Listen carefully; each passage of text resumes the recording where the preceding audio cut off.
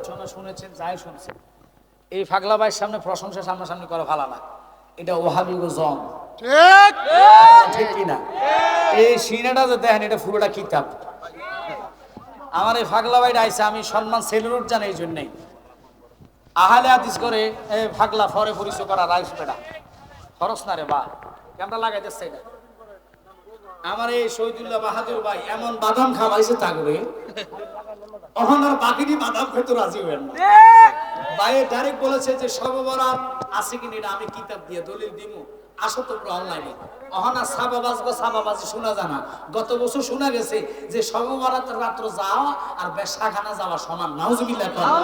এবার আর হতুয়া দিতেছে না, জানে যে এমন একটা জাহাজ আছে বাদাম খাওয়াইছে, কত জানি আমগুর কুত্তার গু খাওয়াইছে। যাক, আমার এই ভাইয়ের সামনে প্রশংসা না। ভাই আমার আগে আসার কথা ছিল। আমার যে এই সময়টা স্যাক্রিফাইস করছে, আমি অসুস্থ ভাই, এদিন স্ট্রোক করছি। কিন্তু ভাই সমস্যা নাই, থাকবো মিল্লা জিল্লা, দুইজনের বাড়ি কুমিল্লা। পাগলা ভাই তো কিতে বিয়ালেন না, দেখুন কথাই কথাই দলিল, কথাই কথাই দলিল।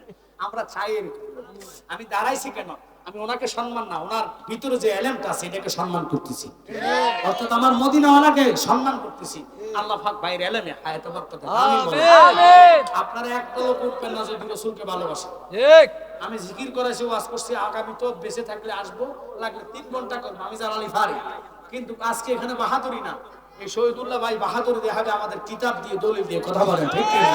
অতএব একজন আমার সাথে আমি গেলে উঠতে যায় না যে ভাই যেতে গেছে না, নট। এটা যাওয়া মানে কি? এটা আদবের খেলাফ।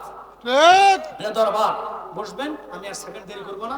ভাইজানটার নামটা ঘোষণা করে দেন, আমি আপনার থেকে বিদায় নিতেছি। ভাই খাস আমার জন্য দোয়া করবেন। সকলের কাছে আমি দোয়া চাই, আমি খুব অসুস্থ। আল্লাহ যেন আমাকে নসিব করে আমার বিবি। এরপরে আল্লামা কাজী সানাউল্লাহ পানিপতি এর ব্যাখ্যায় বলে 70 গুণ বাড়ে কেমনে? 70 গুণ কেন বাড়ানো হয়, কিভাবে বাড়ে?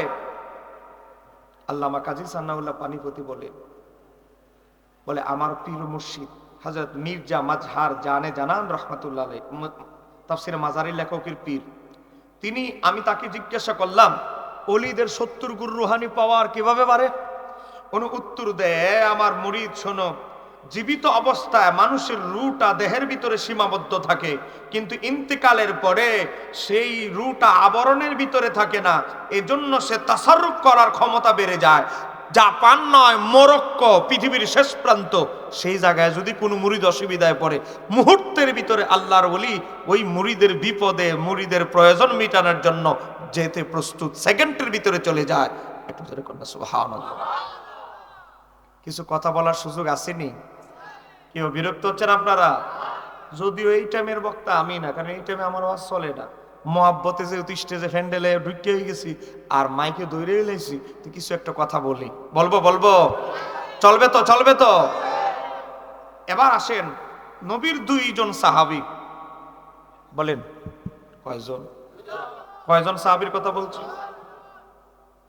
একজন খ্রিস্টান বড় পণ্ডিত, নবীর সাহাবীদের ভিতরে একজন বড় খ্রিস্টান থেকে মুসলমান হয়েছেন। নবীর যুগে একজন ইহুদি বড় হুজুর থেকে মুসলমান হয়েছেন। কেমন ইহুদি? মদিনা শরীফের সবচেয়ে বড় ইহুদি আলেম, মদিনার না সারা পৃথিবীর তৎকালীন যুগের সবচেয়ে বড় ইহুদি আলেম ছিল হযরত আব্দুল্লাহ ইবনে সালাম। সেও আমার নবীর মুজিজা দেখে নবীরে তদন্ত করে দেখেছে আমার নবী ঠিক। আধা ঘন্টা সময় দিবেননি আমারে? পিছনের বাইরে কি রাগ করছেন নাকি মুরব্বীরা? চা লাগলে চাওয়ালা কো, চা দিম, অসুবিধা নাই। এই ফার্স্ট করে আমি দিব, তুমি চিন্তা করো না। শাক লাগলে বক্তার থেকে খাইবেন না, চিন্তা করেন না। টিয়া কি কবর লিয়ে যাবো? আমি অন্য পেশাদার বক্তাদের মতো নয়। টেয়া লিয়া গেলে খাম মনে হয় যেমন হুজুরে দুনিয়াটা কিনা লাইবে এমন অবস্থা। হ্যাঁ, এই মানুষ আখেরাতের ওয়াজ করে আর টিয়া ছাড়া কিছু বুঝে না। কথা বলে না কেন? ঠিক কিনা? এজন্য নিয়ত করতেছে আগামী বছর মাহফিল নয় বন্ধ করে দিতেছে, কোনো ওয়াজই করবে না। কারণ ওয়াজি লাইন, বক্তা লাইনটা হলো একটা বাজে লাইন। রাগ করতেছেন আপনারা? টিয়া আগে ফাটাইয়া দেয়, তাও ওয়াজে আইতেছে, আছে না? যেমন হ্যাঁ বাপের দিনের জমিদারি, আগে টিয়াটা ফাটাই দিতে হবে, নাহলে করতে পারিত না। আবার কয় দিনের খাদেম। এটারে কি দিনের খাদেম কয় না, বাট দিনের ব্যবসা, দিনের নাম দিয়া ব্যবসা। আমি চট্টগ্রাম থেকে আসছি, আমি গরিব মানুষ, আপনারা জানেন আমার সমস্ত ইনভেস্ট হলো বই খাতায়, বই কিনা প্রেসে দিয়া টেয়া শেষ। আমি গাড়ি কিনতে পারি না, ভাড়া গাড়ি চালাই, তাও আমরা সহজে বলি না। মাঝে মাঝে অমানবিক মানুষ নির্যাতন করে। আমি আশুগঞ্জ একটা মাহফিল আসছি, বিশ্বাস করবেন 8,500 টাকা দিয়ে গাড়ি ভাড়া করছি, আমারে আমি কন্ট্যাক্ট করি না, আমার 9,000 টাকা ধরাই দিস। এখন আপনারা বলেন আমরা কোথায় যাবো? আমরা কন্ট্যাক্ট করি না, এটা এক মুসিবত। আর কন্ট্যাক্ট কইরা টিয়া আগে না ব্যাংকে ফাটাইলে বিকাশে ঘর থেকে বের হয় না। এখন আপনারা আমাদের উপরে করেন জুলুম, আবার এই বক্তারাও সুযোগ পায় কিছু করে জুলুম। কেউ রাগ করতেছেন না আপনারা? কথা বলেন আপনি, আমার 9,000 টাকা দিল, আমি তো গণি না টিয়া, আমি বাসাত গিয়া গণি। ওই কাজে প্রেসের লোক আসলে, বান্ডিংওয়ালার লোক আসলে তাদেরকে ওই যে ডয়ার থেকে দেই, আমারে দিল কত? 9,000 টাকা। অথচ আমি গাড়ি ভাড়া 8,500 টাকা দিয়ে আমি চিটাং থেকে আইছি। এরকম অমানবিক করে, কিন্তু তাও দেখতেছি যে ওয়াজির লাইনটা আমাদের জন্য না। এখন ওয়াজির লাইন, মানুষ ওয়াজ শুনতে চায় না, মানুষ সঠিক বক্তাদের ওয়াজ শুনতে চায় না। এজন্য আমাদের ছেলেরা সব জামাত, সব আহলে হাদিস। কথা বলেন কেন, ঠিক কিনা? কেউ রাগ করতেছেন? আবার চ্যালেঞ্জটা বাহাসটা দিলে আমাদেরই করতে হয়। এখন সবে বরাত নিয়ে এক আহলে হাদিস চ্যালেঞ্জ দেখ, সবার আগে ঠেল্লা করবো আমাদের আছে শহীদুল্লাহ বাহাদুর করবে, বাস খালি ঠেল্লা গেলে আমার উপরে 2,70,000 টাকার কিতাব কিনছি এই ওয়াজের টাকা দিয়ে। আবার সবগুলো ভিডিও দিব, 70,000 টাকার একটা ভিডিও দিছি, বাকি 2 লাখ টাকার একটা আরেকটা 3টা ভিডিও করব। কত কিতাব বাদাই করে আনতেছি শুধু বাহাস করার জন্য, কারণ সামনে এমন একটা ফেরকা আসতেছে, আমাদের সব যুবক বাতিল হয়ে যাচ্ছে, সব আমাদের আপনি সুন্নি দাড়ি ফেকে গেছে, আপনার ছেলে হয়ে গেছে এই কোম্পানি। এজন্য বাহাস মোনাজারা করে আমরা দেখাইতে হবে আমাদের দলটাও সঠিক, আমাদের দলের তলা আছে, তলা ছাড়া দল না। কথা কয় না কেন, ঠিক কিনা? কেউ বাবারা আধা ঘন্টা ওয়াজ চলবো নি? কে কে চলে যাবেন হাত তুলে দেখাই দেন।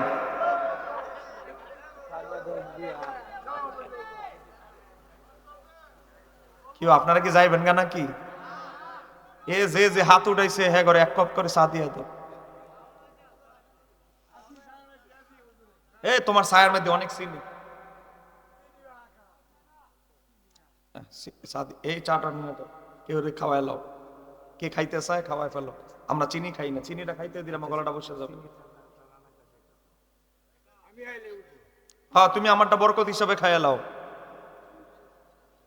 নবীর 2 জন, বলেন নবীর কয়জন সাহাবী? একজন ইহুদি বড় পণ্ডিত থেকে মুসলমান হয়েছে, আর একজন খ্রিস্টান বড় পণ্ডিত থেকে মুসলমান হয়েছে। এমনি এমনি হয় নাই, নবীরে পরীক্ষা করতে করতে করতে বাজায়া দেখছে আমার নবী সঠিক নবী কিনা। হযরতে সালমান ফার্সির কথা বলছি আগে, তারপরে আব্দুল্লাহ ইবনে সালামের কথা বলবো। খ্রিস্টান বড় আলেম, ওস্তাদের খেদমত করে, ওস্তাদ অনেক পছন্দ করে, প্রিয় ছাত্র। সব ওস্তাদেরই কিছু প্রিয় ছাত্র আছে না বাজান? মারা যাবে, সাকরাতে পড়ে গেছে। হযরতে সালমান ফার্সি বলে, ওস্তাদ আপনি তো মরে যাবেন, আপনার পরে কার সোহবতে থাকবো? ওস্তাদরা দেখা দেন, আমার একজন বন্ধু আছে তার সোহবতে থাকিস। মরার অবস্থা, 2 বছর খেদমত করছে, ও সাকরাতে পড়ে গেছে। এই ওস্তাদরা ধরছে, ওস্তাদ আপনি তো মরে যেতেছেন, আপনার পরে কোন ওস্তাদের খেদমতে থাকবো? নাম বলেন। অমুক ওস্তাদ। অমুক ওস্তাদ মরার টাইম হয়ে গেছে। সালমান ফার্সি বলে, আপনার পরে কার কাছে যাব? আমার পরে আর কারো কাছে যাওয়ার দরকার নাই, তাহলে এখন তুমি ডাইরেক্ট মদিনায় যাও। তাওরাতে ইনজিলে যে আখিরি নবীর কথা বলা হয়েছে সে নবী এখন মদিনায় অবস্থান করছে। আর হলো ওস্তাদ দরকার নেই, আসল লোক পেয়ে এলেছি।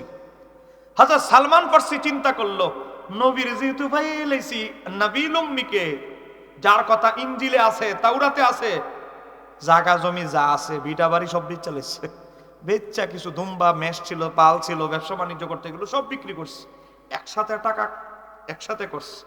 চিন্তা হলো আর এই দেশে সিরিয়ায় রাইতাম না, মদিনায় গিয়া কিছু জায়গা ডাগা কিনা ওখানে বসবাস শুরু করব, নবীর খেদমত করব। একটু জোরে বলেন, উদ্দেশ্য কি ভালো না খারাপ? নবীর জন্য হিজরত করা এর চেয়ে বড় সম্মানের আর কিছু হতে পারে? সফরে শুরু হয়ে গেছে, রাস্তায় দেখা হয়েছে এক প্রতারক বাটপার লোকের সাথে, হেরাও মদিনা যাইতেছে। আপনি কোথায় যাবেন? মিষ্টি মিষ্টি কথা বলে হযরতে সালমান ফার্সিরে ফাঁদে ফালাই দিচ্ছে, আমি মদিনায় যাব। চালাইছে কিছু টিয়া পয়সা মাল মশলা ভালোই আছে, এরপরে মিষ্টি মিষ্টি কথা বলে, আর আমরাও তো মদিনায় যাব। আপনি কার কাছে যাবেন? কয়টা বলা যাবে না, আপনার আমরা আগায় দিব। মদিনার এমন কোন এলাকা নাই আমরা চিনি না। মদিনার কাছাকাছি যখন আসছে, সালমান ফার্সির দইরা 2 পা বাঁধছে, 2 হাত বাঁধছে, বাইন্দা টিয়া পয়সা যা ছিল সব নিয়ে গেছে। নিয়ে যাওয়ার পরে তোমরা টাকা পয়সা সব নিয়ে গেছো, আমাকে স্বাধীনভাবে ছেড়ে দাও। না, তুমি শিক্ষিত, পড়তে জানো, লিখতে জানো, দেখতে অনেক সুন্দর, তোমারে বাজারে বিক্রি করলে মোটা অঙ্কের টেয়া পাওয়া যাবে। টেয়া তো নিচে নিচে সালমান ফার্সিকে গোলামের বাজারে দাঁড়া করাই দিস। একটু জোরে কর না, নাউজুবিল্লাহ। দাম দর করতিস। আগে মানুষ বেচা কিনা হতো, হতো কি হতো না? কেউ ভাই রাগ করছেন নাকি আমার উপরে? সময় বাঁচানোর জন্য আমি ডাইরেক্ট ঢুকছি ওয়াজে। তারা অনেকে দাম কইতেছে বেছে না, কারণ শিক্ষিত তো, দেখতে সুন্দর তো, শিল্পপতির লোক ছাড়া, পয়সাওয়ালা লোক ছাড়া সালমানকে কিনতে পারবে না। একজন মহিলা আসছে, স্বামী মারা গেছে, অনেক সম্পদ স্বামীর উত্তরাধিকারী পেয়ে গেছে, ইহুদি মহিলা। বুঝলেন না, জামাই মরে গেলে আবার যদি জামাই অনেক সম্পদ দিয়া যায়, বেডি মেতের পাওয়ারটাই তো আলাদা থাকে।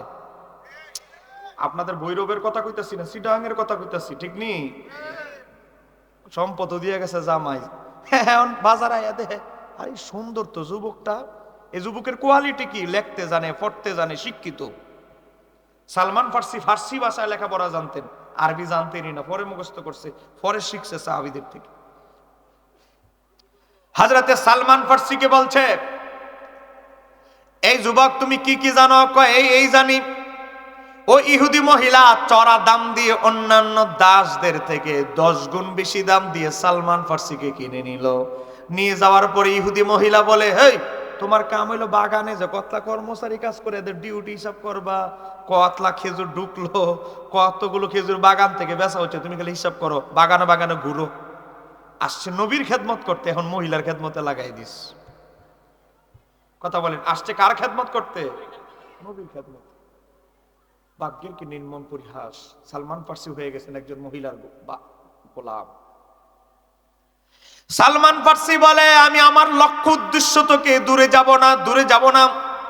হযরতে সালমান ফার্সি গোপনে খবর নিতেছে নবী এখন কার বাড়িতে আছে।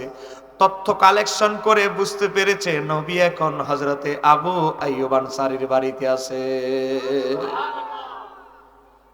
তথ্য কালেকশন ফাইনাল হয়ে গেছে।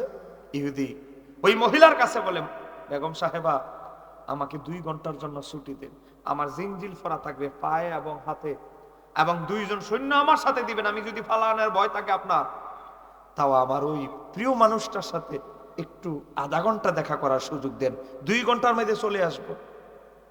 ইহুদি মহিলা বলে, এই সালমান, তুমি না বলছো তোমার কোন আত্মীয় স্বজন মদিনায় নাই, এখন আবার প্রিয় মানুষ করতে গাইলো, কয়টা ভুলে কয়ে লইস, এখন আমি যাইতে দেন। ঠিক আছে, তোমারে বিশ্বাস করি, শিকল ফরাইতে হবে না, এটা অপরাধীর মতো, 2 জন সৈন্য দিচ্ছি, তুমি তাদের সাথে যাবে, তাদের সাথে আসবে। সালমান ফার্সি চিন্তা করলো, নবীর দরবারে যাব, একেবারে খালি হাতে গেলে এটা দেখতে কেমন দেখা যায়। এখন উনি হইলাম দাস, উনি কোত্থেকে খেজুর কিনে দিবে? এই আওয়াজ করে না। হযরতে সালমান ফার্সি কি করলো, কিছু অনিষ্ট খেজুর, ওয়াস্টিস খেজুর, আরবের মানুষরা বাগানে ফুকে খেয়ে লিস, পাখিয়ে ছিদ্র করে নষ্ট করে ফেলেছে, এগুলোকে ঝুড়ির মধ্যে রাখা হতো বাগানের সামনে, গরিব আইলে 1-2টা করে দিত। ওয়াস্টিস খেজুর, এগুলোকে সৎকার জন্য রাখা হইতো, দান সৎকার জন্য। হযরতে সালমান ফার্সি ওয়াস্টিস খেজুর থেকে নষ্ট হয়েছে কম এমন কিছু খেজুর থলেতে ভরে নিয়ে গেলেন কাপড়ে করে। আমার নবীর দরবারে গেলেন, নবীর পালক পুত্র যায়েদ ইবনে হারেসা সাক্ষাৎ ঘটাইলেন। আল্লাহর হাবিবের দরবারে সালমান ফার্সি সেই খেজুরগুলো দিলেন। নবীর কিছু প্রশ্ন করলেন, সব প্রশ্নের উত্তর আমার নবী দিলেন। একটু জোরে বলেন না সুবহানাল্লাহ। ইনজিল কিতাবের সাথে তাওরাত কিতাবের সাথে সব মিলে গেলেন।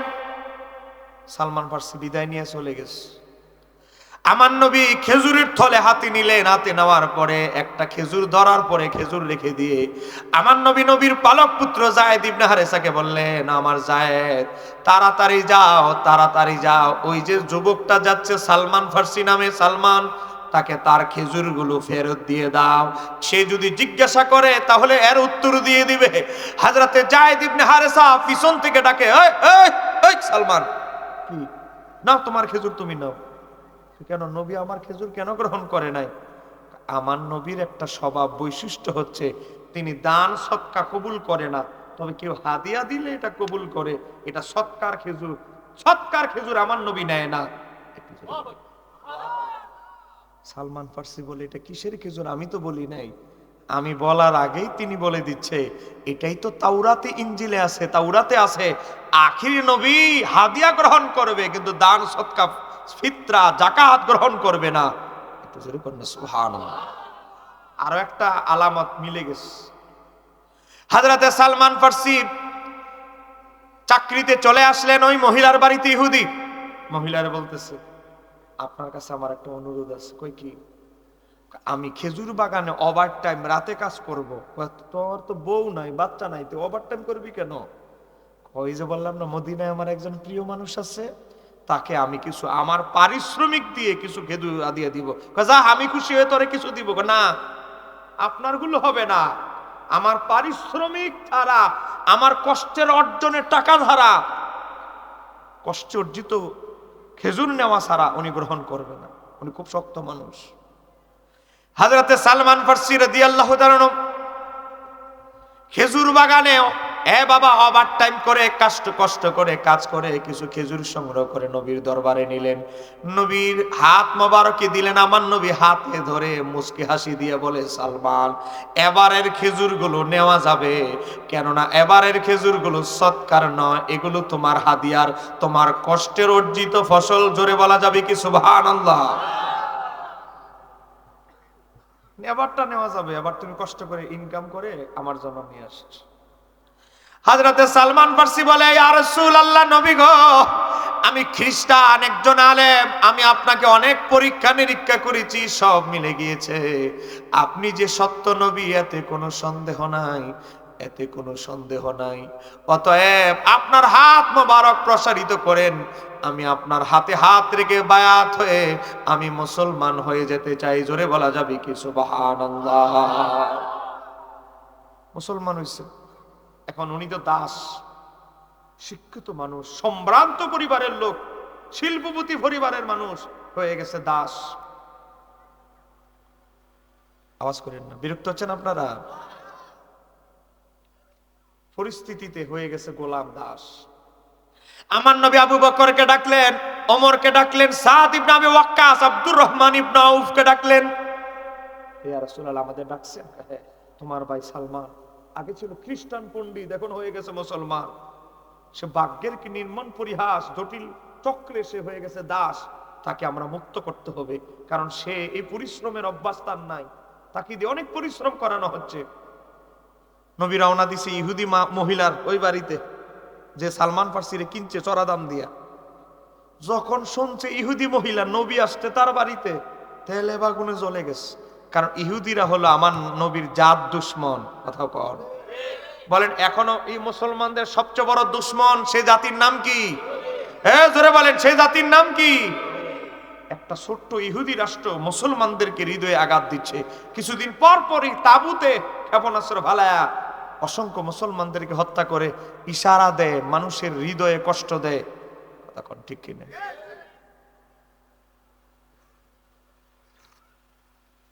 মহিলা যখন শুনছে আমার নবী এর বাড়িতে আইছে, এত চোখ মুখ চেহারা আরেক দেশে গেছে। আমার নবী বললেন, রে মহিলা, আমি আমার এই যে সালমান, সে তোমার দাস, আমি তাকে মুক্ত করতে এসেছি, সে আমার সাহাবী হয়ে গেছে। অতএব তুমি তাকে কত দাম দিয়ে কিনেছো, তার চেয়ে বেশি হাদিয়া দিয়ে আমি তাকে কিনতে চাই, মুক্ত করতে চাই। একটু ধরে কন্যা সুবহানাল্লাহ। উম্মতের জন্য নবীর চেয়ে বড় দয়ালু দুনিয়ায় আর কেউ আছে? আমার আল্লাহ কোরআনে বলে বিল মুমিনিনা রাউফুর রহিম, মুমিনদের জন্য আমার নবী হচ্ছে অতিশয় দয়ালু।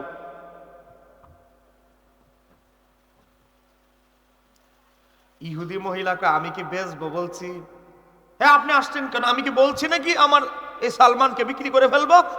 আপনি চলে যান আপনার রাস্তায়, আপনি, আমি বিক্রি করব না। বুঝেন না, জামাই মরে গেছে, ফাওয়ারটা তো দাবল। আমি কি বলছি নাকি বিক্রি করব সালমানকে? তারে আমার দরকার, আমি বিক্রি করব না। আমার নবীও বুঝে লেছে এই মহিলারা কেমনি ঠান্ডা করতে হয়। নবী বলে এই ওষুধ আমার কাছে আছে। আমার নবী বললেন আমি তাকে ন্যায্য মূল্য দিয়ে কিনতে চাই, তারপরেও তুমি আমার হক হালাল প্রস্তাবকে তুমি টিটকারি করছো। তুমি রাগের বশীভূত হয়ে, এই মহিলা, আমি নবী যদি তোমার জন্য বদদোয়া করি তোমার ধন সম্পদ সব ধ্বংস হয়ে যাবে।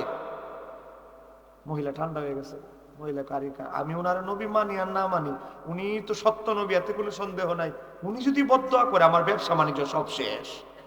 তো মহিলা একটু ঠান্ডা হয়েছে, ঠিক আছে আমি বিক্রি করব, একটা শর্তে। কয়টা শর্ত? এই যে মাঠটা দেখতেছেন, এই মাঠটার মধ্যে আমি খেজুর বাগান বানাবো, চারা রোপণ করব। এই মাঠের মধ্যে আমি নিয়ত করছি 1000 চারা রোপণ করব। তা আপনি সালমান ফার্সির মুক্তির বদলে 1000 চারা রোপণ করে দিবেন, 1 নাম্বার শর্ত। 2 নাম্বার শর্ত, 1 বছর পর ফল ধরতে হবে, খেজুর ধরতে হবে। 1 বছর পরে যদি খেজুর না ধরে তাহলে সালমান মুক্ত হবে না। শর্তটা কি সহজ না কঠিন? আবার শর্ত দিছে 1000-এর মধ্যে 1000 চারাতি বল ধরতে হইব, একটা তো বাদ যাওয়া যাবে না। এই গ্যারান্টি আমি আপনি দিতে পারবো? আমার নবী মুস্কি হাসি দিয়ে বলে কোনো অসুবিধাই নাই। আমার নবী বললেন আমার আবু বকর তুমি কয়টা চারা দিবা? এ আবু বকর তুমি কয়টা চারা দিবা? ওসমান তুমি কয়টা চারা দিবা? নিতে নিতে হয়ে গেল 999টা, বাকি আছে কয়টা? একটু জোরে বলে। এক গরিব সাহাবী কই, ইয়া রাসূলুল্লাহ আমি কিনা দিতেছি, দেউরিয়া বাজারে গেছে চারা একটা নিয়ে এসে। সে বলে নিজে নিজেই নবীর নাচ জিজ্ঞেস করে রোপণ করে লেস। আমার নবী আসছে, সবগুলো চারা নবী হাত বুলাইলেন, ওই চারাটা ধরলেন, ধরার পরে তুললেন, তুলে ধরে নিক্ষেপ করে ফেলে দিলেন। ওই গরিব সাহাবী কেঁদে দিয়েছে, নবী গো আমি গরিব, আমি একটা চারা দিয়েছি আমার ভাই সালমানকে মুক্ত করতে, আমি গরিব বলে একটা চারা দিয়েছি বলে আপনি কি চারাটা তুলে ফেলে দিলেন? আমার নবী বলেন ও আমার সাহাবী তুমি রাগ করিও না, আমি নবী এমন কিছু দেখি, এমন কিছু জানি যা তুমি জানো না, তুমি দেখো না। আমি নবী জানি এই চারাটা পুরুষ, এই চারায় কখনো ফলন হবে না, ফল ধরবে না, খেজুর ধরবে না।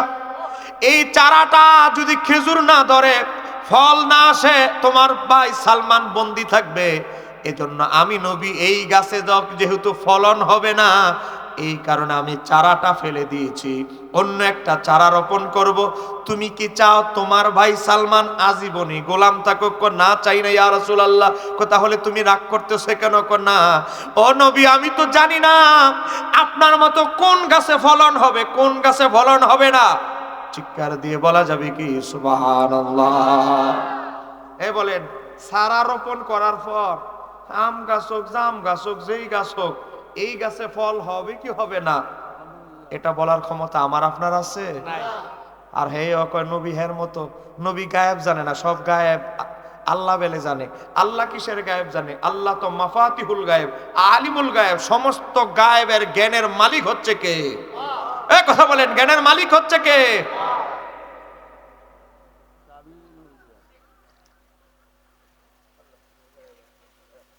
আল্লাহর কাছে কোনো গায়েব আছে? ইন্নাহু বিকুল্লি শাইইন মুহিত, তিনি সব কিছুকে পরিবেষ্টন করে আছে। অনুপরমাণু কোনো কিছু আল্লাহর কাছে গোপন। আওয়াজ করবে না, 20টা মিনিট আমার সময় দেন, মহব্বত করে আইছি, হক আদায় করতে হবে। কি হয় 20 মিনিট সময় দিবেন নিও বাজান আমারে? দিবেন তো ইনশাআল্লাহ? ফেরেশতাদের দেখায় যাবেনি? এই ফেরেশতাদের একটু দেখায় দেন। নারায়ে তাকবীর, একটু জোরে বলতে হবে নারায়ে তাকবীর, নারায়ে রিসালাত। শম্ভুপুর পাক দরবার শরীফ জিন্দাবাদ। সম্মানিত হাজিরিন, গভীরভাবে লক্ষ্য করুন, ঠিকই 1 বছর পরে একটা চারাও বাদ যায় নাই, প্রত্যেকটা চারায় খেজুরের ফল ধরেছে, ফুল ফুটেছে। একটু জোরে কন্যা সুবহানাল্লাহ। এই সালমান ফার্সির সাথে আরেকজন মুসলমান হয়েছেন, তিনি ইহুদি থেকে, সালমান ফার্সি তো খ্রিস্টান থেকে, তিনি হচ্ছে হযরতে আব্দুল্লাহ ইবনে সালাম। তিনি নবীর এসে প্রশ্ন করলেন, উড়া দুরা 11টা প্রশ্ন করে ফেলেছে। জান্নাতে সর্বপ্রথম কি খাওয়াবে? মাছের কলিজা। মাছের কলিজা বোনা। একটু জোরে কন্যা সুবহানাল্লাহ। অনেক মানুষ দেখবেন মাছের কলিজা বোনা এটা পছন্দ করে, আবার অনেকে বাজারে হালাই দিয়ে পড়ে। হ্যাঁ, কি আছে না? কিন্তু আল্লাহ কিন্তু চয়েস করে রাখছে জান্নাতীদের সর্বপ্রথম মেহমানদারি এটা দিয়েই করব। একটু জোরে কন্যা সুবহানাল্লাহ। প্রশ্ন কি একটার পর একটা উড়াদুরা প্রশ্ন।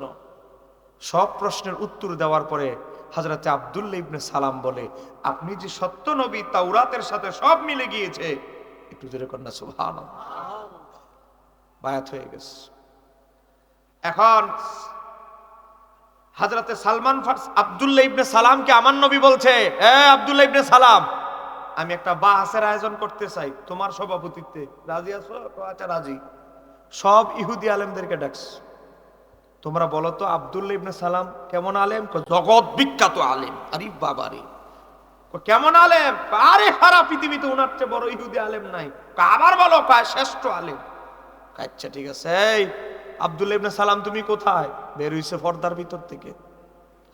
এরা আতঙ্কিত হয়ে গেছে, কি রে আব্দুল্লাহ ইবনে সালাম এনে আসলে কেন, এখানে কেন? আমার নবী আব্দুল্লাহ ইবনে সালামকে আমার নবীর ব্যাপারে যত তাওরাতে যত কথা আছে প্রশ্ন করলেন, সব প্রশ্নের জবাব আব্দুল্লাহ ইবনে সালাম তাওরাতের সাথে মিলায়া দিলেন। ইহুদিদের চেহারা ফ্যাকাশে হয়ে গেল, বলতে লাগলো, এও একজন মিথ্যুক, বাটপার, সিটার, হ্যাকির আলেম। একটু জোরে কোন নাউজুবিল্লাহ। একটু আগে কইলো দেশ বরণ্য, পৃথিবী বরণ্য, আরব বরণ্য, অমুক বরণ্য আলেম। এখন কয়ার মতো বাটপার আর দুনিয়াত নাই। এখন বলে বাটপার হয়ে গেছে। সে আব্দুল্লাহ ইবনে সালামের সাথে সালমান ফারসি দুইজনে ভিন্ন ধর্মের বড় আলেম, মুহাব্বত ছিল। নবীর ওফাতের পরে হযরতে আব্দুল্লাহ ইবনে সালাম আর সালমান ফারসি দুইজনের সাক্ষাৎ করলেন। হযরতে সালমান ফারসি বললেন, আব্দুল্লাহ ইবনে সালামকে বললেন, ও আমার বন্ধু আব্দুল্লাহ ইবনে সালাম। সালমান ফারসি বলতেছে, আপনার যদি ইন্তেকাল আগে হয় তাহলে আপনি নবীর সাথে যখন আপনার দেখা হবে, আমার সালাম আমার দয়াল নবীর দরবারে আপনি পৌঁছায়া দিবে। আর আব্দুল্লাহ ইবনে সালাম বলে, তোমার যদি মরণ আমার পরে হয়, না আমার ধারণা আপনার ইন্তেকাল আমার আগেই হবে। হযরতে আব্দুল্লাহ ইবনে সালাম, ঠিক আছে, আমার সাথে যদি নবীর আগে সাক্ষাৎ ইন্তেকাল হয়, তোমার সালাম নবীর কাছে দিব। ঠিকই আগে ইন্তেকাল হয়ে গেল। স্বপ্নে আব্দুল্লাহ ইবনে সালাম উত্তর দিতে লাগলো, ভাই সালমান, আমি তোমার সালাম নবীর দরবারে পৌঁছে দিয়েছি। আমি নবীর সাথে উঠা বসা করতেছি, চলাফেরা করতেছি। হযরতে সালমান হযরতে আব্দুল্লাহ ইবনে সালাম বলে, কয় কি বলেন? ফাইনাল আরওয়াহুল মুমিনিনা, একজন মুমিনের রূহ ইন্তেকালের পরে তাযহাবু ফিল জান্নাতি হাইসু শাআত। একজন মুমিন, কামেল মুমিন, আল্লাহর ওলি, বুজুর্গ ব্যক্তি যখন ইন্তেকাল করে, তার ভ্রমণের সে এরিয়াটা শুধু দুনিয়ায় সীমাবদ্ধ থাকে না। সে জান্নাত থেকে শুরু করে দুনিয়ার আনাচে কানাচে, এবারতে এসেছে হাইসু শাআত, পৃথিবীর আনাচে কানাচে, দুনিয়ার যেই প্রান্তে আল্লাহর আলমের যত জগৎ আছে, যেখানে খুশি সেখানে আল্লাহর ওলি সেখানে পরিভ্রমণ করতে পারেন। জোরে বলা যাবে কি সুবহানাল্লাহ। এই হাদিস বর্ণনা করেছে ইমাম আবু দাউদ, কিতাবুজ জুহুদ, হাদিস নাম্বার 258। একেবারে বিশুদ্ধ সনদ, আরো 4টা কিতাবে হাদিসটি এসেছে। তাহলে ও মুসলমান, একজন আল্লাহর ওলি ইন্তেকালের পরে তার জিন্দেগীর ক্ষমতা শুধু 4 দেয়ালের ভিতরেই থাকে না। তা বলেন ঠিক কি না? জান্নাত থেকে শুরু করে আরশ মোয়াল্লা থেকে শুরু করে যেখানে খুশি সেখানে ভ্রমণ করতে পারেন। এই আল্লাহর ওলিদেরকে এই ক্ষমতা দিয়েছেন কে? আরেকটু জোরে বলতে হবে কে? শিরিকের, আমি আপনার ওয়াহাবিদের শিরিকের গন্ধ পাওয়ার কিছু আছে? কথা কন না কেন? আছে। নবীর একজন সাহাবী হযরত জাফর রাদিয়াল্লাহু তাআলা, তিনি শাহাদাত বরণ করলেন মুতার যুদ্ধে। নবী মিম্বারে বসা, বুখারী মুসলিমের হাদিস, মিশকাতে মুআজ্জাজা অধ্যায়ে এসেছে।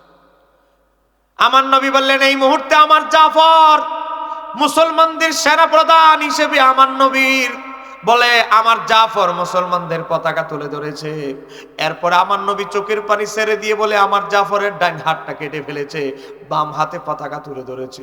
বাম হাতটা কেটে ফেলেছে, ডান পা বাম পা দিয়ে পতাকা তুলে ধরেছে মুসলমানদের। ও বাবা, বাম পায়ে তীরবিদ্ধ করা হলো, ডান পা দিয়ে চাপ দিয়ে ধরে রেখেছে, উভয় পায়ে এতগুলো তীর মারা হলো, রক্তগুলো শরীরে সব বেড়ে গেল। হযরতে জাফর কাত হয়ে পড়ে গেলেন।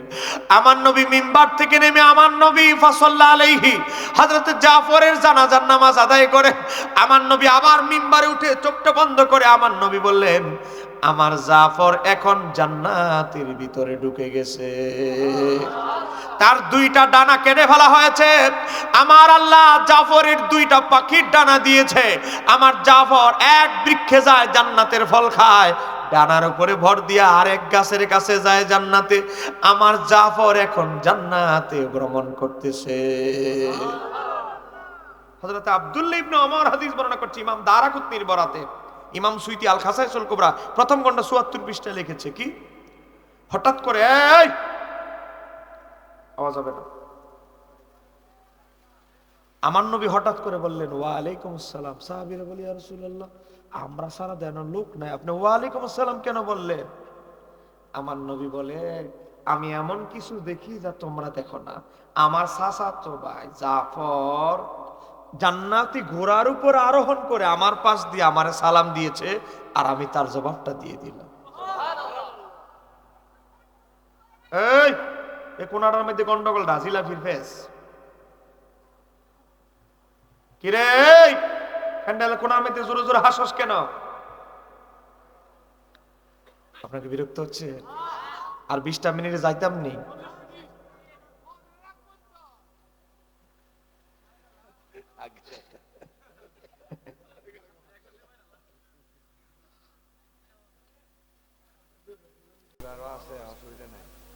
হুজুর আরো আছে, চিন্তা করো না। এখন যে হুজুর ডাইব, এই হুজুরের লোক আমি এখন মাহফিল করেছি, বাদেশা কইরা হুজুরের ঘুম পাতায় দিয়ে এসেছি। জসিমউদ্দিন মুজাহিদি ভাই হে হুজুর আইতাস, এটা জোরে কর না মারহাবা।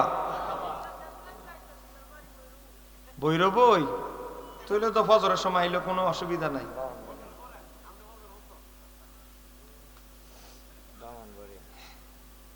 গভীর মনোযোগ। আপনার বিরক্ত হচ্ছে? চতুর্দিকে ফিতনা বাসাদে দেশটা বইরা গেছে গা, কথা কোন ঠিক কিনা?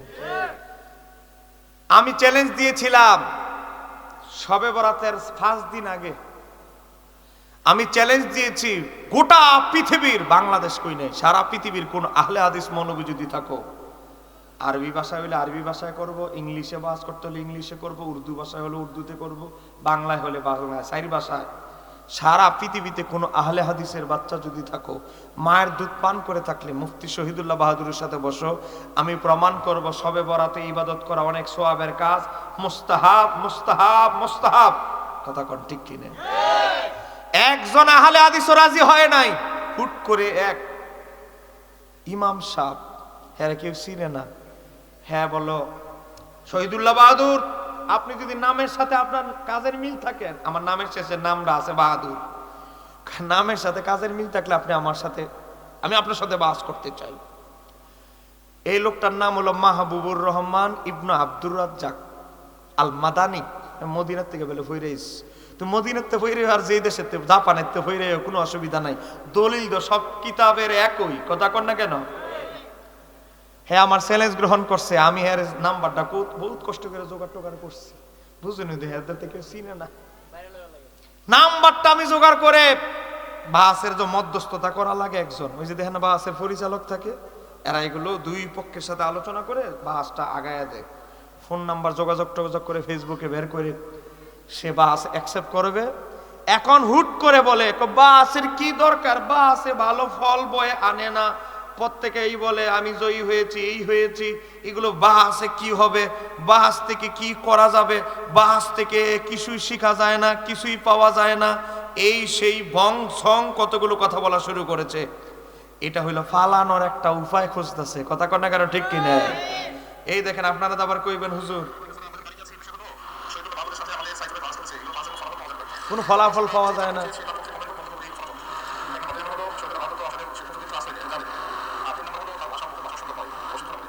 আমার বাসা বলে সুন্দর না। দেখেন এর আগে আমি বাহাস করেছি আহলে হাদিসের সাথে, বাদাম খাওয়াই দিছি, কথা কর, এবার আরেকটা কিছু খাওয়ানোর জন্য আরেকটা আইটেম রাখছিলাম, তো বেটে বলে তো মিলতেছে না। আমি তাকে বলবো, মুফতি শহীদুল্লাহ বাহাদুর, আমার মুখের ভাষা খারাপ, তোমাদের মুআজ্জম হোসেন সাইফির বাহাস দেখেছে, আমার বাহাসও দেখেছে, মানুষ দেখেছে, কার মুখের ভাষা ভালো? কথা কোন ঠিক কিনে? কয় কি মায়ের দুধ পান করে থাকলে আমার সাথে বসো, এই কথাটা কইছি রে, বলে ভাষা খারাপ। তো আমি শহীদুল্লাহ বাহাদুর যে বললো সাইফি কি কইছে, শহীদুল্লাহ বাহাদুর, তোমার বুকে যদি দম থাকে, তুমি যদি মায়ের দুধ পান করে থাকো, আমি মুআজ্জম হোসেন সাইফির সাথে বসো। তখন মুখের ভাষাটা কইছিল নিজের ভাই আহলে হাদিস, তারটা ঠিক, তার ভাষা ঠিক, হ্যাঁ, নিজের বেলা 16 আনা আর অন্যজনের বেলা 2 আনাও মানে না। আমার যুবক আমার মনের কথাটা কইলিস, তুমি যাওয়ার সময় আমার লোক কোলাকুলিটা করে যাইও, আর বাস হইলে আমার ভিডিওটা শেয়ার দিও। হ্যাঁ, আপনাকে বিরক্ত হচ্ছেন আপনারা? আমি মাহবুবুর রহমান বিন আব্দুর রাজ্জাককে বলবো, সত্যি যদি আপনি বুকের পাঠা আপনার থাকে, দম থাকে, তাহলে শবে বরাত নিয়ে বাহাসে ছল ছাতুরি করবে না। আমি আজকে শম্ভুপুর পাক দরবার শরীফ থেকে বলছি, ছল চাতুরি না করে মাহফিল দরকার হইলে আমার 2টা ক্যান্সেল হইব, মাফটাফ চাইলাম আর কি কমিটিতে, মাহফিল 2টা ক্যান্সেল হবে। আমি সারা বিশ্বের মানুষকে এক নজর দেখাইতে চাই, শবে বরাত কোরআন সম্মত, শবে বরাতে ইবাদতের কত ফজিলত এটা তুলে ধরবো, চিৎকার দিয়ে বলতে হবে ঠিক কিনা? হিম্মত থাকলে মায়ের দুধ পান করে থাকলে আমার সাথে বসো, এক কথা কেন কেন ঠিক কিনা?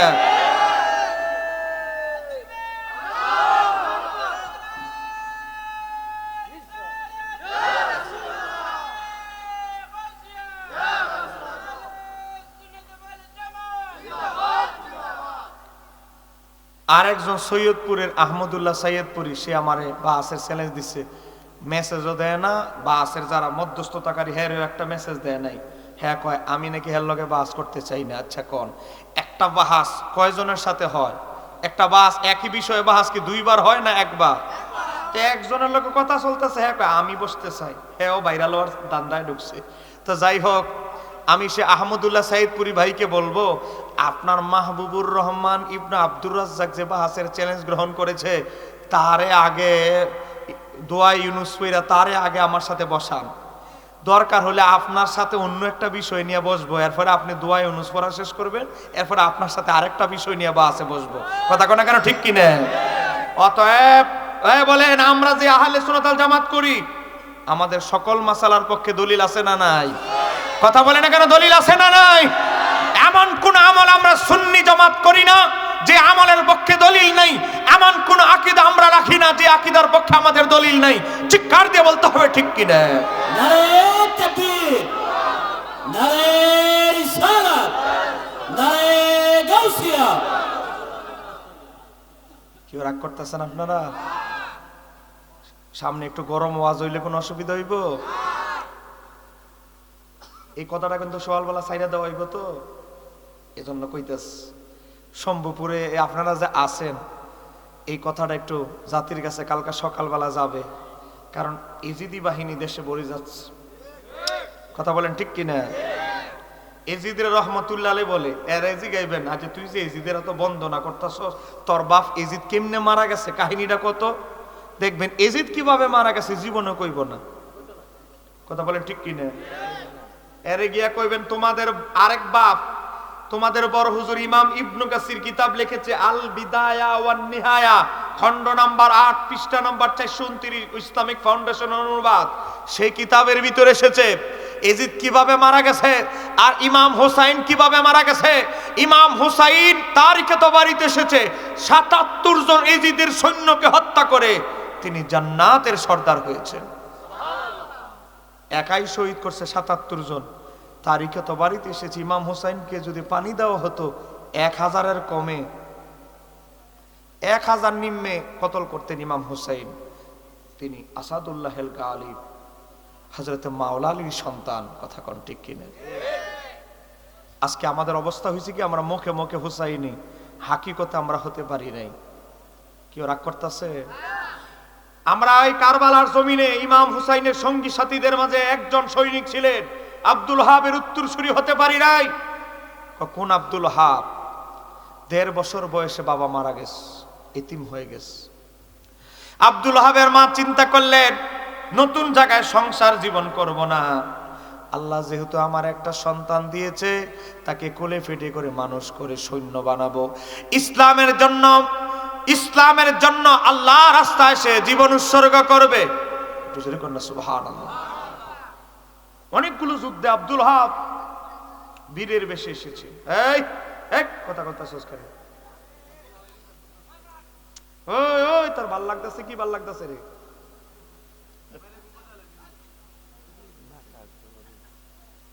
চিন্তা করি এই রাতে কেমনে আছে, এই রাতে প্যান্ডেলের মধ্যে কেমনে আসস? এটাই তো কইতাছি, এখনো ঘুমায় নাই, মিটিং করতেছে। এই দিন এক মাহফিলে গেছি, আমার সামনে বোয়া দুইজনে কইতাছে কবে নানির বাড়িতে লাস্টে গেছিলি? শেষ কখন নানির বাড়ি গেছি ওয়াজের প্রথমে লাইনে বয়ে বয়ে কইতাছে। আরেক মাহফিলে গেছি, কয় কি দেবাত খাইছস? বয়ে বয়ে সামনে কয়, আবার জোরে জোরে পুরা হরেনের মধ্যে আস, এই ভাত না খাইলে বিরিয়ানির হোটলা দিব, কথা কইস না। গভীর মনোযোগ, 3টা মিনিট হৃদয়ের কান লাগায় শুনতে হবে। আমি যে আব্দুল ওহাবের কথা বলছি, কোন আব্দুল ওহাব? 24 বছর বয়সে 3টা যুদ্ধে গেছেন, 3টা যুদ্ধে জয়লাভ করেছেন। বয়স হয়ে গেছে 24। বলেন আব্দুল ওহাবের বয়স কত? আব্দুল ওহাবের মা চিন্তা করলো, আমার একটা মাত্র ছেলে, 1.5 বছর বয়সে আমার স্বামী মারা গেছে, আমার ছেলের একটা বিয়ে করাই, মার শখ। একজনে জানতো এই 3টা বাচ্চারে থামান্ত, তিনজনে দেন, পিছনে যাও, তিনজনে 3 দিকে দেন। এদের ওষুধই একটা, সিট লারা দিতে হইব, সিট লারা ছাড়া কোনো উপায় নাই। আব্দুল ওহাবের বয়স যখন 24, আব্দুল ওহাবের মা সুন্দরী রূপবতী গুণবতী একটা পাত্রী তাকওয়াবান মেয়ে ঠিক করলো, বিয়ে হইছে 9 মহরম। কত মহরম? কারবালার ঘটনা হয়েছে কয় মহরম? কতই মহরম? আর বিয়ে হইছে কত তারিখ? রাত্রে বিয়ে হয়, আরবে বিয়ে হইছে, মেহেদিগুলো শুকায় নাই। সকালবেলা আব্দুল ওহাবের মা গেছে একটু কাজে, সুতার কাজ করত, খবর পেয়েছে ইমাম হুসাইনকে, খাতুন জান্নাতের শাহজাদা, মাওলা আলীর শাহজাদা ইমাম হুসাইন নবীর নাতিকে বন্দী করা হয়েছে সপরিবারে। আব্দুল ওহাবের মা শিউর হইলেন, তদন্ত করে শিউর হওয়ার পরে, মুসলমান, মুরগির বাচ্চা চিল নিয়ে গেলে মুরগিটা যেভাবে ছটফট করে, একটা দৌড় দিলেন আব্দুল ওহাবের মা। দরজা হেসে দৌড়ায়া দরজা নক করতে লাগলো, আমার আব্দুল ওহাব, ও আমার আব্দুল ওহাব, তাড়াতাড়ি দরজা খুল, তাড়াতাড়ি দরজা খুল। কি হয়েছে মা? আব্দুল ওহাব, বৌমা অফিসনে দাঁড়ায় রয়েছে, বৌমার সামনে বলা যাবে না, একটু বাইরে আয়। ঘরের কোনার মধ্যে গেছে, বাইরে উঠানের কোনায়। বৌমা ও চালাক, কি আমার সামনে কোয়া যাবে না, কি এমন কথা, একটু হুইনা দিই। কোনার মধ্যে আরিফ এইটা স্বামী আর শাশুড়ির কথা শুনতেছ। আব্দুল ওহাবের মা বলে, আব্দুল ওহাব, তোকে নিয়ে আমি গর্ব করার সময় এসে গেছে। কি বলতে চাও মা? তোর উসিলায় আমি জান্নাতুল ফিরদাউস কামাই করার সুযোগ এসে গেছে। কি করতে হবে মা? আমার সন্তান আব্দুল ওহাব, তোকে আমি বড় করেছি নবীর কদমে কবুল হয়ে যাওয়ার জন্য, নবীর দরবারে তুই কবুল মকবুল হওয়ার জন্য, আল্লাহ এবং তার রাসূলের জন্য উৎসর্গিত হওয়ার জন্য। ও আব্দুল ওহাব, জান্নাতের টিকিট কেনার সময় হয়ে গেছে, নবীর সাথে মিলিত হওয়ার সময় এসে গেছে। তাড়াতাড়ি তরবারি আর যুদ্ধের পোশাক, যুদ্ধের টুপি নিয়ে রওনা দে। কারবালা নামক জায়গায় ইমাম হুসাইনকে, নবীর নাতিকে বন্দী করা হয়েছে। ইমাম হুসাইনের পক্ষে ঝাঁপায়া পড়, হাসরের ময়দানে দেখা হবে। আল্লাহ যখন বলবে, ও আমার বান্দি, কি আমল নিয়ে তুই এসেছিস? আমি বলবো, আল্লাহ, আমি আমার সন্তানকে তোমার হাবিবের নাতি হুসাইনের জন্য কুরবানি দিয়েছিলাম। আব্দুল ওহাব ঘরের দিকে রওনা দিলেন। কদমটা দিতে দেরি, ডান কদম দিয়েছেন, বাম কদম দিয়ে দ্বিতীয় কদম দেওয়ার আগেই দেখে যুদ্ধের টুপি, যুদ্ধের টুপি তরবারি আর যুদ্ধের পোশাক নিয়ে আব্দুল ওহাবের স্ত্রী ঘরের দরজায় দাঁড়ায় আছে। আব্দুল ওহাব চোখের পানি ছেড়ে দিয়ে বলে, বিবি তুমি জানো তুমি বিধবা হয়ে যাবে, কারণ ইমাম হুসাইনের পক্ষে যাওয়া মানে ফিরে আসার কোনো সুযোগ। কেউ বাবা বোবা হয়ে গেলেন নাকি? বলেন ইমাম হুসাইনের পক্ষে যাওয়া মানে ফিরে আসার কোনো সুযোগ। তুমি বিধবা হয়ে যাবে, তোমার হাতের মেহেদিগুলো এখনো শুকায় নাই, আমার হাতের মেহেদিগুলো শুকায় নাই। মাত্র গত রাত বিয়ে করেছি, এক রাত 24 ঘন্টাও তোমার সাথে কাটাই নাই, 12 ঘন্টা অতিবাহিত করেছি। ও বিবি তুমি বিধবা হবে জানার পরেও তুমি তোমার স্বামীর জন্য যুদ্ধের পোশাক টুপি তরবারি নিয়ে দাঁড়ায় আছো। ও আমার স্বামী, আমি ধৈর্য ধারণ করতে পারবো। আমি আল্লাহর কাছে বলেছি, আল্লাহ আমার ধৈর্য ধারণের তৌফিক দাও। ও আমার স্বামী, এক রাতের কথা স্মরণ করে আমি বাকি জীবনটা কাটায় দিব। আপনার মারে নিয়ে চিন্তা করিয়েন না, আমি নিজে খেটে কাজ করে আপনার মায়ের খেদমত করব। ও স্বামী, আমি একটা আশায় থাকবো, হাসরে আপনার সাথে হাউজে কাউসারের ময়দানে দেখা হবে। আল্লাহ যখন বলবে, ও আমার বান্দি কি নিয়ে এসেছিস, আমি বলবো, আল্লাহ আমার স্বামীর সাথে এক রাত আমি সংসার করেছি, তোমার হাবিবের নাতি ইমাম হুসাইনের জন্য আমি বান্দি অবাগী আমার স্বামীকে ওয়াকফ করে দিয়েছিলাম। নারায়ে তাকবীর, নারায়ে রিসালাত, নারায়ে গাউসিয়া, আহলে সুন্নাত ওয়াল জামাত, শম্ভুপুর পাক দরবার শরীফ, হযরত মাওলানা মুফতি শহীদুল্লাহ বাহাদুর সাহেব।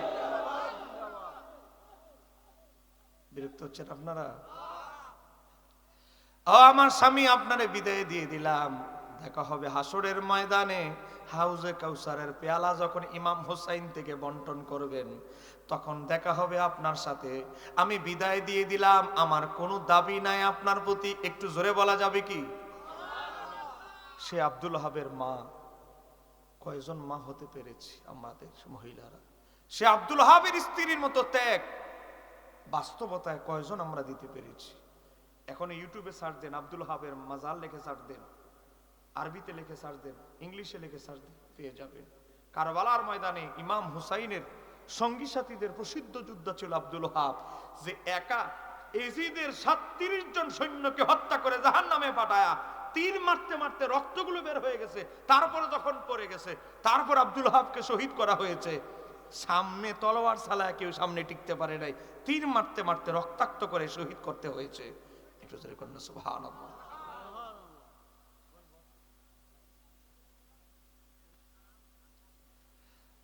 হ্যাঁ মুসলমান, ইমাম হুসাইন তো 77 জন ইজিদের সৈন্যকে হত্যা করে তারপরে শাহাদাতের পেয়ালা গ্রহণ করেছেন। কিন্তু ইজিদ কিভাবে মারা গেছে কোনদিন কোন আহলে হাদিস, কোন ওয়াহাবি আপনাদের ভৈরবে বলছে? পিছনের ভাইরা বলেন, কোনদিন বলেছে? আপনাদেরকে আমি বলে যাচ্ছি, আমার সামনে আপনি মোবাইলে সার্চ দিতে পারেন, গুগলে গিয়ে লিখবেন আল বিদায়া ওয়ান নিহায়া 8 নম্বর খণ্ড পিডিএফ লিখে সার্চ দেন, ইসলামিক ফাউন্ডেশন থেকে অনুবাদ, 429 পৃষ্ঠায় খুলে দেখেন। আমার আল্লাহ বড় বড় জালেমদেরকে দুনিয়া থেকে চিরবিদায় দিতে, জাহান্নামে পাঠাইতে আমার আল্লাহ একজন সৈন্য খরচ করতে হয় নাই। কথা কোন ঠিক কি?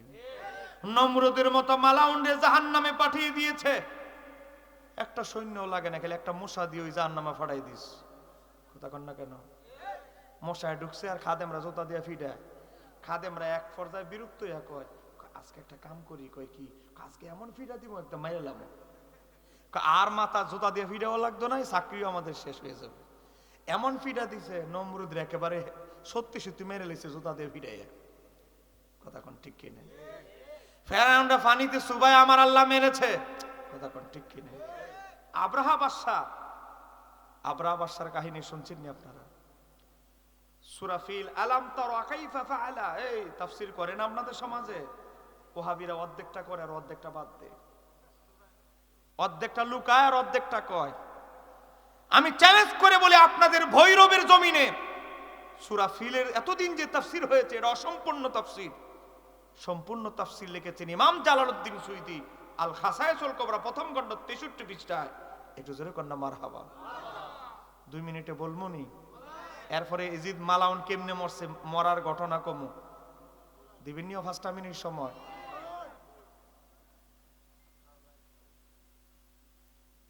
গভীর মনোযোগ। আব্রাহা বাদশা কাবাগর বানাইছে, নকল কাবাগর। মানে হ্যাঁ মনে করছে সব মানুষ তার নকল কাবায় হজ করতে আইব, দেখে এতলাটে ইনভেস্ট করে একজন লোক আয় নাই। মন্ত্রীরা ধরছে, তার মন্ত্রীগিরি বার করতেছে, তোর খুব পরামর্শ হইন না, এতলা দামি দামি পাথর দিয়া কাবা বানাইলাম, একজন লোক আইলো না। মন্ত্রীও চালাক, সবাই দুইটা বুঝে জান বাঁচানো ফরজ, ফতুয়া আর কিছু না জানলেও আমরা পাবলিক একটা ফতুয়া জানি, জান বাঁচানো, কথা কর না, জান বাঁচানো। মন্ত্রী কো জান বাঁচাই তুই, রাজা রেগে গেলে শেষ, আমি সর্বনাশ। আব্রাহা বাদশার থামানোর জন্য মন্ত্রী কয় একটা পরামর্শ দিতেছি, এটা যদি ফেল করে আমার মাইরে লেন। কি পরামর্শ? কয় মক্কাটা ভাঙ্গা লাইলে দেখবেন আমাদেরটাতে আসবো, তাওয়াফ করতে। এই বুদ্ধিটা 100 কাজে লাগবো। ঠিক আছে তো, এবার যদি মন্ত্রী মক্কাটা ভাঙার পরে আমার দেশে হজ করতে মানু না, তোর একদিন তো আমার একদিন। আসছে আব্রাহা বাদশার বাহিনীর একটা বিশেষত্ব ছিল, হাতি বাহিনী, বিশাল বড় বড় হাতি ছিল। বিল্ডিং এ লাথি দিলে আব্রাহা বাদশার হাতিরা বিল্ডিং ধসে পড়তো, এত শক্তিশালী ছিল, তার পাওয়ারফুল ছিল তার হাতি নিয়ে এসে গর্ব করত। আব্রাহা বাদশা যখন মক্কার কাছাকাছি আসলো, মক্কার সব মানুষ মক্কা থেকে পলায়ন করলো, সব মানুষ ভাগ্যে গেছে, ডেক ডিস্কে হান্ডি বাতিল যা আছে সব নিয়ে গেছে। মক্কাতে তখন মানুষ ছিল মাত্র 3 জন। কয়জন? এই কোনা 3 জন গেছে, এখন এই কোনাতে আবার 3 জন করতে আইলি রে তোরা। আবার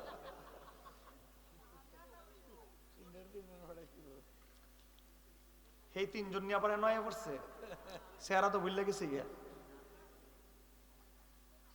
কথা বলেন, মক্কায় তখন মানুষ ছিল কয়জন?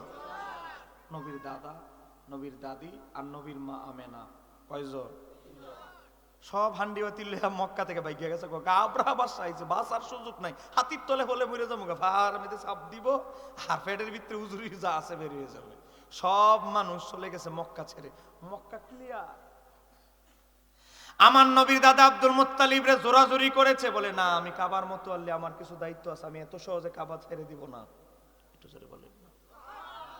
আব্রাহা বাদশার কাছে গিয়ে নবীর দাদা আব্দুল মুত্তালিব বলে, আব্রাহা বাদশা আমি কি বাদশা? কন্যা তোমার লোকে কি আমার ক্ষমতা লিয়া কোনো গুতাগুতি আছে? কন্যা আচ্ছা তোমার ক্ষমতায় আমি বাগবো আইলাম না, তোমার লগে আমার আত্মীয়তার দুশ্মনী নাই, কিচ্ছু নাই, তো তুমি আমার উটটি নিছো কে রে? সিরাতে হালবিয়াতে আসছে 200 ওট, আর খাসায়সুল কোবরা এসেছে 100 ওট নিয়ে গেছে নবীর দাদা, জোর করে লিয়ে গেছে খাবার লাগে আর কি, বুঝেন না? এই আব্রাহা বাদশা আমার ওটগুলো আমারে দিয়ে দাও। তুমি কি কাবা হেফাজতের জন্য আসো নাই? আমি কাবার মোতওয়াল্লি, কাবা হেফাজতের মালিক কে? কাবা হেফাজতের মালিক কে? এটা আমার দায়িত্ব না, তুমি আমার এই দায়িত্ব দাও কেন? কাবা হেফাজতের মালিক মাওলা, তুমি লাগছো আমার লগে না, লাগছো উপরওয়ালার লগে। আমার ওটগুলো আমারে দিয়ে দাও। তাহলে কাবা হেফাজতের জন্য আসো নাই? আমি কাবার মোতওয়াল্লি, হেফাজতের মালিক আল্লাহ, এক কথা বারবার আমি বলতে চাই না, আমার ওটগুলো আমারে দিয়ে দাও। করে আব্দুল মুত্তালিবের উটগুলো কই?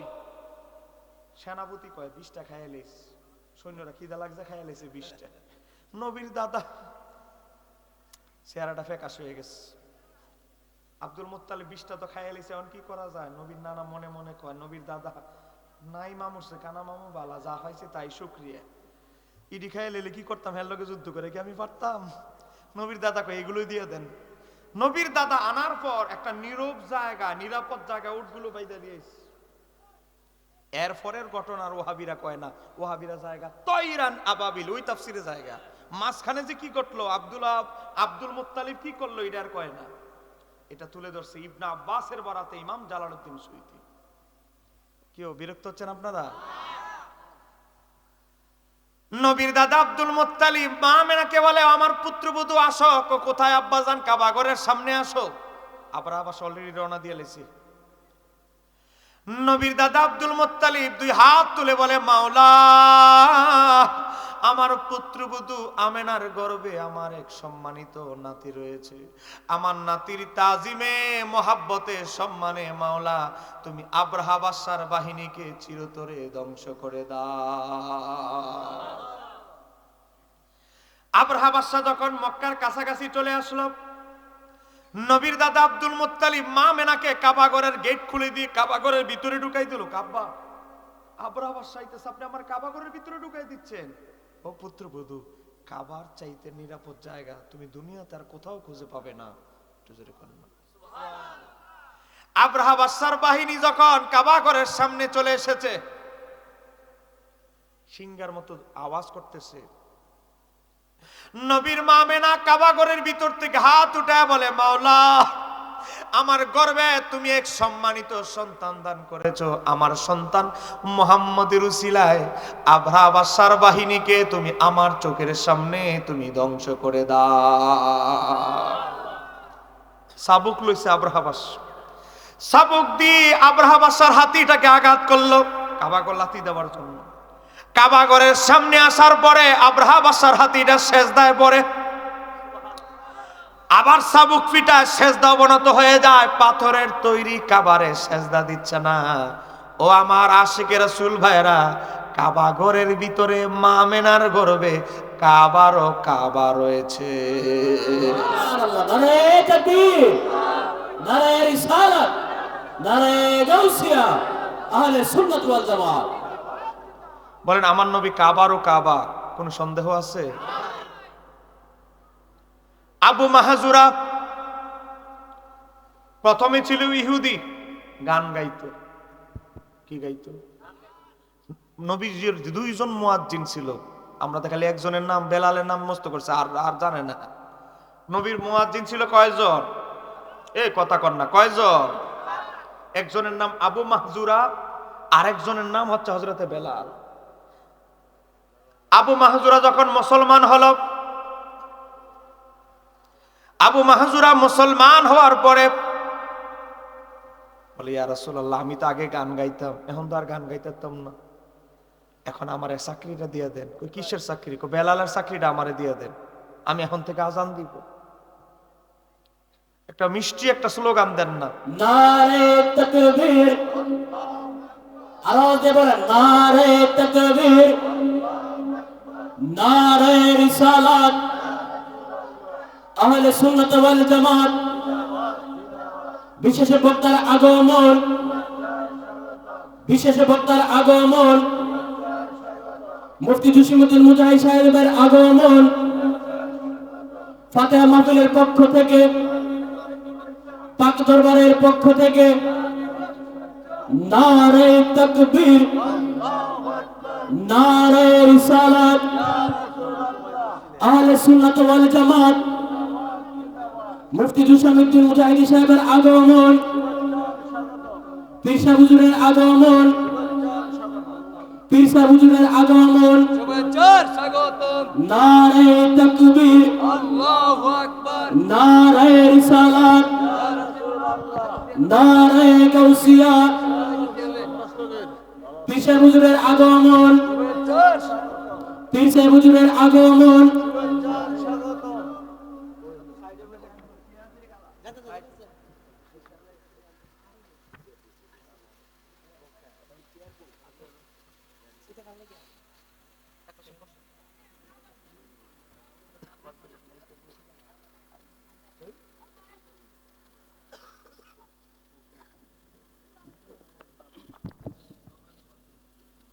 একটু জোরে বলেন মারহাবা, একটু জোরে বলেন মারহাবা। আমার ভাই মাওলানা মুফতি জসিমউদ্দিন মুজাহিদ সাহেব এসেছে। আমার বাদেশে একটা মাহফিল ছিল, ওই মাহফিলটা ভাইয়ের আর আমার দুইজনের একসাথে নাসিরনগর ছিল। আমি ওখান থেকে শেষ করে আইছি, বাইরে রেখে আসছি। ফিরসা হুজুরদের দাওয়াত দিছে আবার দেরি করে। যদি আগে আগে দাওয়াতটা দিত, 8টা থেকে ধরলাম মিলে একটা গরম ওয়াজ দিলাম। আমাদের ওয়াজ দেওয়ার এই ঠান্ডার সময় এই ওয়াজ, আমাদের ওয়াজ হলো গরম, হিট হিট। কি কথা কর না কেন, ঠিক কি না? আগামী বছর বাদে আসা ইনশাআল্লাহ। এই বেটা তুই এত কথা বলছিস। এটা ফাইনাল। কি আপনারা কি বিরক্ত হচ্ছেন নাকি? এই আলেম ওলামা, এই যে স্টেজে এত আলেম ওলামা, কি আলেম ওলামা দেখতে দেখে আপনাদের কষ্ট হচ্ছে নাকি? এত আলেম দরকার নেই, 3 জন আলেম হইলে আপনার হারা রাজ্য যাবো, আপনি এত আলেম দরকার কি? এমন বক্তার দাওয়াত দিবেন 3 জনের যেন মাঠ কাঁপাই লইতারে, 7 জনের কাম যেন 3 জনে করে লইতারে, কি কোন? নাহলে আপনি কইবেন আমি কোন বক্তাটা দিলে মাঠটা গরম হইব, আপনি কইবেন আমি তালিকা দিয়ে দিব, হিডিরি দিবেন, আমার শিডিউল আমি বক্তা করে দিয়ে দেবো, দেখবেন গরম কেমন হয় মাহফিল। 7 বক্তার কাম 3 বক্তা শেষ। কেউ রাগ করতেছেন আপনারা? এবার 54টা জেলা ভ্রমণ করছি, কোন জেলা কেমনে ওয়াজ করা লাগে, কোন তালে চলতেছে, কোন জেলাটা সব দিকে আইছি। এটা জোরে কর না মারহাবা। রাগ করতেছেন নাকি? সূরা ফিলের অরিজিনাল তাফসীরটা শেষ করে দেই। হযরত আবু মাহজুরা ইহুদি থেকে মুসলমান হইছে, কই ইয়া রাসূলুল্লাহ আগে তো আমি গান গাইতাম, এখন তো আর গান গাইতাম না, এখন বেলালের চাকরিটা আমারে দিয়ে দেন, আমি আজান দিব। পাশে বা দাঁড়ায় রয়েছে বেলাল, চেহারাটা ফেকাশ হয়ে গেছে, এমনি তো কালা মানুষ, চেহারাটা ফেকাশ হয়ে গেছে, আমার চাকরি দিয়ে লইবা আবু মাহজুরা রে। আমার নবী বেলালের চেহারা দেখে আমার নবী বলে, আবু মাহজুরা তুমি অন্য কিছু থাকলে চাও, আমার বেলালের চাকরি আমি তোমাকে দেওয়া যাবে না। আবু মাহজুরা কয় আমি মুয়াজ্জিনই চাই। আবার বলে আর অন্য কিছু চাও, 3 নাম্বার 12 ওই মুয়াজ্জিনই চাই। আমার নবী বললেন ঠিক আছে তোমার মুয়াজ্জিনই দিলাম, তবে এখন না, তোমার চাকরিটা স্থগিত, অচিরেই মক্কা বিজয় করব, মক্কা বিজয়ের পরে হে আবু মাহজুরা আমি তোমাকে মক্কার মুয়াজ্জিন বানাই দিব। চাকরিটা হয়তো একটু দেরি হবে, কারণ মক্কা বিজয় করে লই, তবে তোমার অগ্রিম চাকরি দিয়ে দিলাম। ইমাম আবু নাইম ইসপানি হিলিয়াতুল আউলিয়া উল্লেখ করেছেন, সত্যি মক্কা বিজয়ের পর আবু মাহজুরা কই ইয়া রাসূলুল্লাহ আপনি না বলছেন মক্কা বিজয় হলে আমার মুয়াজ্জিন বানাইবেন, এখন আমার মুয়াজ্জিন বানান, আমি প্রথম আযানটা দিতে চাই। আমার নবী দেখে পাশে বেলাল দাঁড়ায় রয়েছে, চেহারাটা ফেকাশ হয়ে গেছে। আমার নবী বলে আমি কি তোমারে বলছি মক্কার প্রথম আযানটা তুমি দিবা? আমি বলছি মক্কার মুয়াজ্জিন তোমারে বানাবো, মক্কার প্রথম আযানটাও আমার বেলালই দিবে। এই মাঝখানে এই জায়গাটা ওয়াহাবিরা বাদ দেয়, তখন জান্নাতুল ফিরদাউস কামাই করার সুযোগ এসে গেছে। কই কি করতে হবে মা? আমার সন্তান আব্দুল ওয়াহাব তোকে আমি বড় করেছি নবীর কদমে কবুল হয়ে যাওয়ার জন্য, নবীর দরবারে তুই কবুল মকবুল হওয়ার জন্য, আল্লাহ এবং তার রাসূলের জন্য উৎসর্গিত হওয়ার জন্য। ও আব্দুল ওয়াহাব জান্নাতের টিকিট কেনার সময় হয়ে গেছে, নবীর সাথে মিলিত হওয়ার সময় এসে গেছে, তাড়াতাড়ি তরবারি আর যুদ্ধের পোশাক, যুদ্ধের টুপি নিয়ে রওনা দে। কারবালা নামক জায়গায় ইমাম হুসাইনকে, নবীর নাতিকে বন্দী করা হয়েছে, ইমাম হুসাইনের পক্ষে ঝাঁপায়া পড়, হাসরের ময়দানে দেখা হবে। আল্লাহ যখন বলবে ও আমার বান্দি কি আমল নিয়ে তুই এসেছিস, আমি বলবো আল্লাহ আমি আমার সন্তানকে তোমার হাবিবের নাতি হুসাইনের জন্য কুরবানি দিয়েছিলাম। আব্দুল ওয়াহাব ঘরের দিকে রওনা দিলেন, কদমটা দিতে দেরি, ডান কদম দিয়েছেন, বাম কদম দিয়ে দ্বিতীয় কদম দেওয়ার আগেই দেখে যুদ্ধের টুপি, যুদ্ধের টুপি, তরবারি আর যুদ্ধের পোশাক নিয়ে আব্দুল ওয়াহাবের স্ত্রী ঘরের দরজায় দাঁড়ায় আছে। আব্দুল ওয়াহাব চোখের পানি ছেড়ে দিয়ে বলে বিবি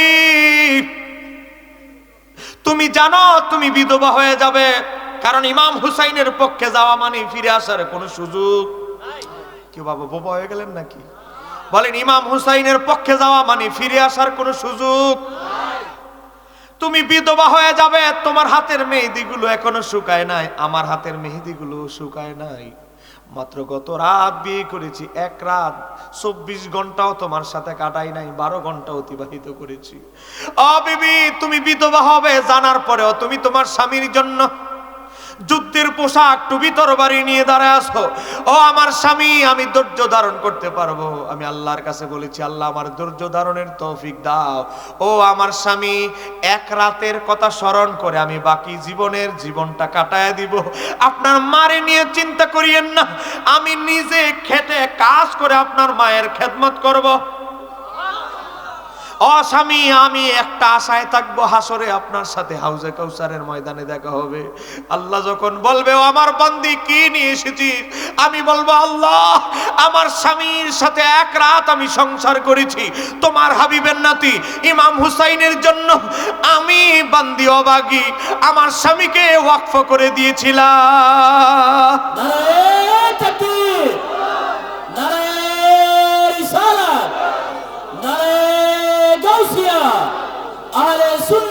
জিন্দাবাদ শম্ভুপুর পাক দরবার শরীফ হযরত মাওলানা মুফতি শহীদুল্লাহ বাহাদুর সাহেব। বিরক্ত হচ্ছেন আপনারা? ও আমার স্বামী, আপনারে বিদায় দিয়ে দিলাম।